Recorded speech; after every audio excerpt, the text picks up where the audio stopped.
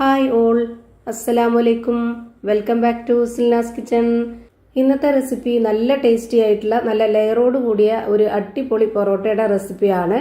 പുറമേ നല്ല മൊരിഞ്ഞിരിക്കുന്ന അകം നല്ല സോഫ്റ്റ് ആയിട്ടിരിക്കുന്ന ഒരു അടിപൊളി ടേസ്റ്റി ആയിട്ടുള്ള പൊറോട്ടയാണ്. ഇത് ഉണ്ടാക്കുന്ന രീതിയും ഭയങ്കര സിമ്പിളാണ്. ഈ മാവ് ഒരുപാടിട്ട് കുഴയ്ക്കാതെ വീശി അടിക്കാതെ ഒരുപാട് ഓയിലൊന്നും യൂസ് ചെയ്യാതെ കൈയും ഷോൾഡറൊന്നും വേദനിക്കാതെ പെട്ടെന്ന് തയ്യാറാക്കി എടുക്കാൻ പറ്റുന്ന നല്ലൊരു അടിപൊളി ഐറ്റം ആണ്. അപ്പോൾ ഇതെങ്ങനെയാണ് തയ്യാറാക്കുന്നതെന്ന് അറിയാനായിട്ട് വീഡിയോ സ്കിപ്പ് ചെയ്യാതെ മുഴുവനായിട്ടൊന്ന് കണ്ടു നോക്കണേ. റെസിപ്പിയിലോട്ട് കിടക്കുന്നതിന് മുമ്പായി സിൽനാസ് കിച്ചൺ ചാനൽ ആദ്യമായിട്ട് കാണുന്നവരാണെങ്കിൽ പ്ലീസ് ഒന്ന് സബ്സ്ക്രൈബ് ചെയ്തേക്കണേ. ഒപ്പം തന്നെ ഈ വീഡിയോസ് നിങ്ങൾക്ക് ഇഷ്ടപ്പെടുകയാണെങ്കിൽ ഒരു ലൈക്ക് ചെയ്ത് ഷെയർ ചെയ്ത് സപ്പോർട്ട് ചെയ്യാനും മറക്കരുത്. ഇനി നമുക്ക് ഇതെങ്ങനെയാണ് തയ്യാറാക്കുന്നതെന്ന് നോക്കാം. അപ്പോൾ ഇതിന് വേണ്ടിയിട്ട് ഞാനിവിടെ 250 ml കപ്പിന്റെ അളവിൽ 4 കപ്പ് അളവിലാണ് മൈദ എടുക്കുന്നത്. ഓരോ കപ്പ് മൈദ എടുക്കുമ്പോഴും ഇതുപോലെ നിറച്ചെടുത്തിട്ടുണ്ട്. ആ ഒരു കണക്കനുസരിച്ചാണ് ഞാനിവിടെ ഇത് ചെയ്തെടുക്കുന്നത്. മൈദക്ക് പകരം ഗോതമ്പ് പൊടിയിൽ ചെയ്തെടുക്കണമെന്നുണ്ടെങ്കിൽ അങ്ങനെയും ചെയ്തിട്ടെടുക്കാം. എന്നാലും മൈദയിൽ ചെയ്യുമ്പോഴാണ് കൂടുതൽ പെർഫെക്റ്റ് ആയിട്ടും അതുപോലെ നല്ല ടേസ്റ്റ് ആയിട്ട് കിട്ടുന്നത്. ഇനി ഇതിലേക്ക് ആവശ്യത്തിനുള്ള ഉപ്പിട്ട് കൊടുത്ത് ഒരു നുള്ള് സോഡാപ്പൊടിയും ഇട്ട് കൊടുത്തതിന് ശേഷം 1 ടേബിൾ സ്പൂൺ അളവിൽ പഞ്ചസാര ഇട്ട് കൊടുക്കാം.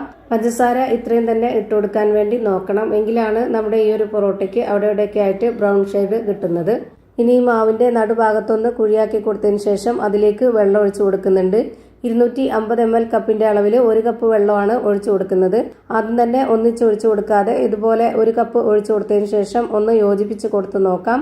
എന്നിട്ട് നമുക്ക് പോരാതെ വരുന്ന സമയത്ത് വീണ്ടും ഒഴിച്ചു കൊടുക്കാം. ഞാനിവിടെ അടുത്ത 1 കപ്പ് വെള്ളവും കൂടെ എടുത്തിട്ടുണ്ട്. അത് മുഴുവനായിട്ടും ഒഴിച്ചു കൊടുക്കുന്നില്ല, ആദ്യം പകുതിയാണ് ഒഴിച്ചു കൊടുത്തിട്ടുള്ളത്.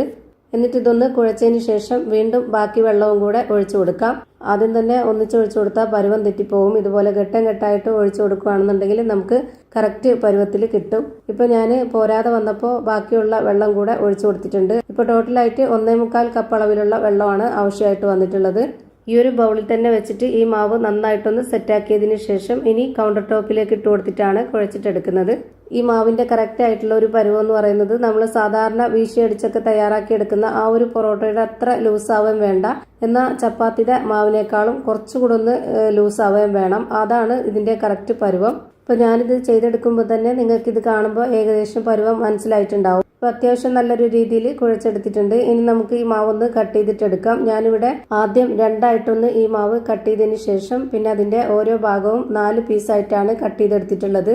എന്നിട്ട് ഇതേപോലെ എല്ലാം ബോൾ ഷേപ്പിലാക്കി എടുക്കുന്നുണ്ട്. ഇതുവരേക്കും നമ്മൾ ഇതിൽ ഓയിലോ എണ്ണയോ ബട്ടറോ നെയ്യോ ഒന്നും തന്നെ യൂസ് ചെയ്തിട്ടില്ല.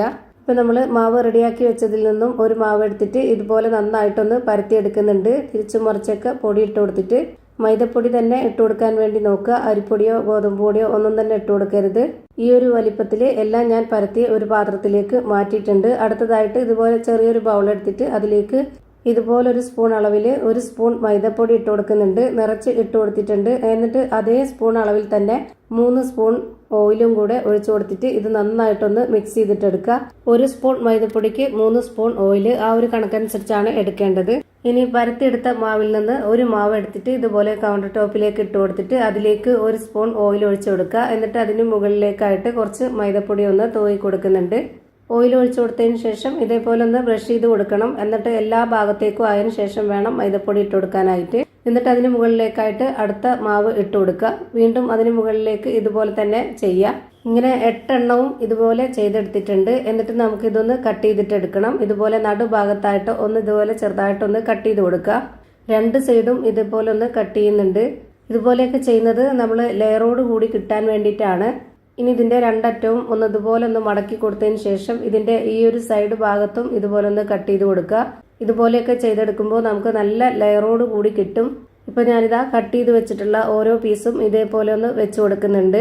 ഈ മാവെല്ലാം മടക്കി വെച്ച് കൊടുത്തതിന് ശേഷം പിന്നെ നമുക്ക് ഒന്നുകൂടി പരത്തിയെടുക്കാനുണ്ട്. ഒരുപാട് നൈസാക്കിയിട്ടല്ല. ഞാനിത് പരത്തിയെടുക്കുമ്പോൾ നിങ്ങൾക്ക് ഇതിന്റെ പരുവം കാണുമ്പോൾ മനസ്സിലാവും. കുറച്ച് കട്ടിയായിട്ട് ഇതുപോലെ ഈ ഒരു രീതിയിൽ വേണം പരത്തിയെടുക്കാനായിട്ട്. ഇത് നന്നായിട്ട് പരത്തിയെടുത്താലും ലെയർ ഒന്നും വിട്ടു പോവരുത്. ആ ഒരു രീതിയിൽ ഞാനിവിടെ പരത്തിയെടുത്തിട്ടുണ്ട്. ഇനി നമുക്കിതെല്ലാം ഒന്ന് കട്ട് ചെയ്തിട്ടെടുക്കണം. കുറച്ച് വീതി കുറച്ചിട്ട് ഞാനിവിടെ കട്ട് ചെയ്തെടുക്കുന്നുണ്ട്. 12 പീസായിട്ടാണ് കട്ട് ചെയ്തെടുക്കുന്നത്. നിങ്ങൾക്കിത് കുറച്ചുകൂടി വീതി കുറച്ച് കട്ട് ചെയ്തിട്ടെടുക്കണമെന്നുണ്ടെങ്കിൽ അങ്ങനെയും ചെയ്തെടുക്കാം. ഒരു 16ഓ 14ഓ ഒക്കെ ആക്കിയിട്ട് എടുക്കാവുന്നതാണ്. ഞാനിപ്പോൾ ഈ ഒരു പരുവത്തിലാണ് കട്ട് ചെയ്തെടുക്കുന്നത്. ഇതുപോലെ എല്ലാം കട്ട് ചെയ്ത് മാറ്റിയതിന് ശേഷം ഓരോ പീസും നമുക്ക് ഇതുപോലെ ഒന്ന് റോൾ ചെയ്തിട്ടെടുക്കാം. ഒരു പീസ് റോൾ ചെയ്തെടുത്തതിന് ശേഷം പിന്നെ മറ്റേതിന് മുകളിലേക്കും കൂടെ ഒന്ന് വെച്ച് കൊടുത്തിട്ട് റോൾ ചെയ്തെടുക്കാം. അങ്ങനെ രണ്ടെണ്ണം ആയിട്ടാണ് ഞാനിവിടെ റോൾ ചെയ്ത് എടുക്കുന്നത്. ഒറ്റ പീസായിട്ട് റോൾ ചെയ്തിട്ട് പരത്തിയിട്ട് അങ്ങനെ വേണമെങ്കിലും ചുട്ടെടുക്കാവുന്നതാണ്. പിന്നെ ഒരുപാട് ലെയർ ആയിട്ടുള്ള പൊറോട്ടയാണ് തയ്യാറാക്കുന്നത്. അതുകൊണ്ടാണ് ഇവിടെ രണ്ടെണ്ണമായിട്ട് ചെയ്തിട്ടെടുക്കുന്നത്. ഒരുപാട് ബുദ്ധിമുട്ടൊന്നും ഇല്ലാതെ ഭയങ്കര സിമ്പിളായിട്ട് പെട്ടെന്ന് തയ്യാറാക്കി എടുക്കാൻ പറ്റുന്ന ഒരു ഐഡിയ ആണിത്. ഇപ്പൊ ഞാനിവിടെ രണ്ടായിട്ട് എല്ലാം റോൾ ചെയ്തിട്ട് മാറ്റി വെച്ചിട്ടുണ്ട്. ഇനി ഇതിൽ നിന്ന് ഒരെണ്ണം എടുത്തിട്ട് ഇതുപോലെ ടോപ്പിലേക്ക് ഇട്ട് കൊടുത്തിട്ട് കുറച്ച് പൊടി ഇട്ട് കൊടുത്തതിന് ശേഷം ഒന്നുകൂടി അതൊന്ന് പരത്താം. നമ്മൾ സാധാരണ കടയിൽ നിന്നൊക്കെ മേടിക്കുന്ന പൊറോട്ടയുടെ ആ ഒരു വലിപ്പത്തിലൊന്ന് ഇത് പരത്തി എടുക്കുന്നുണ്ട്. ഇതുപോലെ ഈ ഒരു വലിപ്പത്തിൽ തന്നെ എല്ലാം പരത്തി ഒരു ഭാഗത്ത് മാറ്റി വെച്ചിട്ടുണ്ട്. അപ്പോൾ ഈ ഒരു പരത്തി എടുത്തത് കാണുമ്പോൾ തന്നെ നിങ്ങൾക്ക് അറിയാൻ പറ്റും ഒരുപാട് ലെയറായിട്ടിരിക്കുന്ന നല്ലൊരു അടിപൊളി മാവായിട്ടാണ് റെഡിയായി കിട്ടിയിട്ടുള്ളത്. ഇനി നമുക്ക് ഒരു പാൻ സ്റ്റൗവിലേക്ക് വെച്ച് ഫ്ലെയിം ഓൺ ആക്കിയതിന് ശേഷം അത് നന്നായിട്ടൊന്ന് ചൂടായിട്ട് വരുമ്പോൾ അതിലേക്ക് ഒരെണ്ണം ഇട്ട് കൊടുക്കാം. ഒരു മീഡിയം ഫ്ലെയിമിലേക്ക് ഇട്ട് കൊടുത്തിട്ടുണ്ട്. എന്നിട്ട് ഇതിന് മുകളിലേക്കായിട്ട് കുറച്ച് ഓയിൽ ഒഴിച്ചു കൊടുത്തതിന് ശേഷം അതൊന്ന് സ്പ്രെഡ് ചെയ്ത് കൊടുക്കുന്നുണ്ട്. എന്നിട്ട് നമുക്ക് ഒരു ഭാഗം കുക്കായിട്ട് വരുമ്പോൾ അതൊന്ന് തിരിച്ചിട്ട് കൊടുക്കാം. എന്നിട്ട് വീണ്ടും അതിന് മുകളിലേക്കായിട്ട് കുറച്ച് ഓയിൽ ഒഴിച്ചു കൊടുത്തതിന് ശേഷം ഒന്നുകൂടെ ഒന്ന് സ്പ്രെഡ് ചെയ്ത് കൊടുക്കാം. എന്നിട്ട് നന്നായിട്ടൊന്ന് വേവിച്ചെടുക്കണം.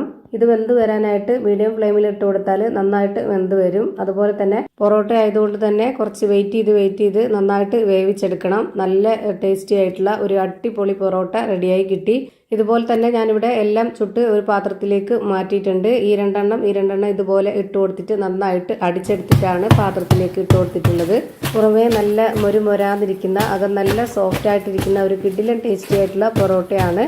ഞാൻ ഇതുപോലെ ചൂടോടെ തന്നെ അടിച്ചെടുത്തതിന് ശേഷം ഇതുപോലെ പാത്രത്തിലേക്ക് ഇട്ട് കൊടുത്തിട്ടുണ്ട്. അപ്പോൾ ഇത്രയേ ഉള്ളൂ ഇന്നത്തെ വീഡിയോ ഇഷ്ടമായാൽ ലൈക്ക് ചെയ്യാനും കമൻറ്റ് ചെയ്യാനും ഷെയർ ചെയ്യാനും മറക്കരുത്. അതുപോലെ തന്നെ ഞാനിടുന്ന പുതിയ വീഡിയോസ് നോട്ടിഫിക്കേഷനായിട്ട് കിട്ടുന്നതിന് വേണ്ടി സബ്സ്ക്രൈബ് ചെയ്ത് ബെല്ലൈക്കൺ അമർത്തി അതിൽ ഓൾ എന്ന ഓപ്ഷൻ എനേബിൾ ചെയ്ത് കൊടുക്കാനും മറക്കരുത്. പുതിയൊരു വീഡിയോയുമായി വീണ്ടും വരും. Thank you for watching.